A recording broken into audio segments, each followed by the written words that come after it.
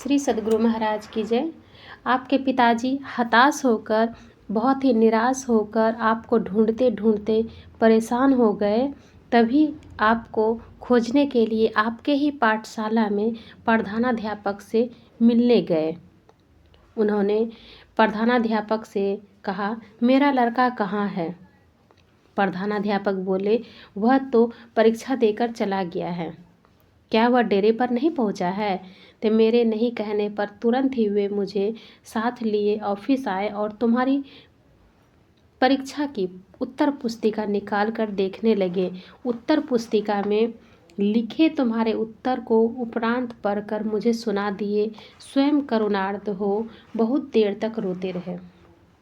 मेरे आंसू की धारा और रुदन का आवेग और भी बढ़ता जा रहा था।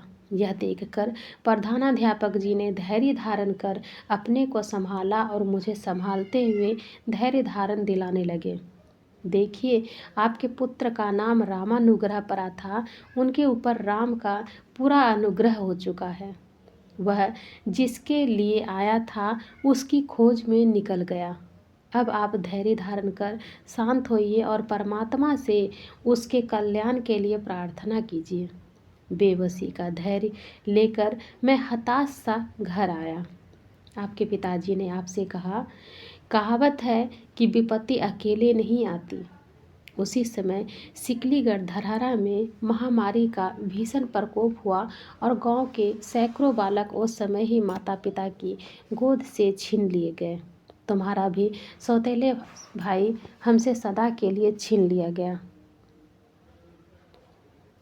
व्यथा किया था सागर में डूबते पिता को, जो एक तिनके का सहारा था वह भी छीन गया। कलेजा चकनाचूर हो गया। उस समय मेरे कन कन में वेदना, पीड़ा और हाहाकार के जो दंशन चलते थे वे मुख भाव से एकमात्र आँखों की राह से निकलते चले जाते थे। कौन हृदयवान मेरी उस दयनीयता को देखकर नहीं रोया होगा? किसका कलेजा नहीं पसीजा होगा? मैं तभी से अशक्त और रोगी हो गया और वह बढ़ता ही गया। जिस समय ठाकुरगंज थाने से दरोगा साहब ने दया भाव से तुम्हारे वहाँ उपस्थित होने की खबर भेजी थी, उस समय मैं इतना असमर्थ हो गया था कि मन छटपटाते ही रह गया। महामारी की भयंकरता में दूसरा भी कोई वहाँ जाने वाला नहीं मिला। संसार की सारी सुख संपत्तियों के होते हुए भी जिसके बिना मेरी यह दुर्दशा हो गई है, वह स्वयं मुझे छोड़ देने के लिए तुला हुआ है। यह मेरा दुर्भाग्य है। वर्णन करते हुए पिताजी की आंखों से आंसू बह रहे थे। पिताजी के वियोग व्यथा की हृदय द्रावक सारी कहानी सुनने पर भी आप अपने निश्चय पर हिमालय की तरह डिग रहे और पिता हाय मारकर वापस घर चले गए।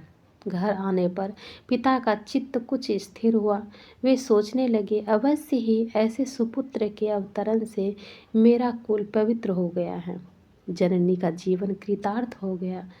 यह भूमि धन्य है जहाँ ऐसी महान आत्मा का जन्म और पालन पोषण हुआ और मैं पिता भी अवश्य ही सौभाग्यशाली हूँ।